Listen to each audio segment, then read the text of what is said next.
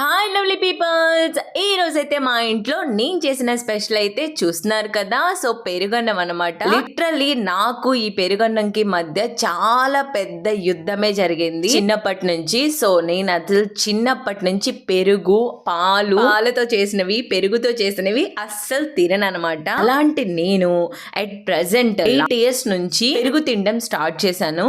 Literally it's amazing. చూస్తే యాక్కనే నేను ఇప్పుడు దాన్ని కమ్మగా ఆస్వాదిస్తూ తింటున్నాను. మన లైఫ్ లో జరిగే కొన్ని సిచ్యువేషన్స్ ఖచ్చితంగా లెసన్ నేర్పిస్తాయి. సో నాకు కూడా అంతే అనమాట. తింటే పెరుగన్నం తినాలి, లేదంటే పస్తు పడుకోవాలి, లేదా జ్యూసులు తాగి బతికేయాలన్న సిచ్యువేషన్ లో ఉన్నప్పుడు ముక్కు మూసుకొని తినడం స్టార్ట్ చేశాను పెరుగన్నము.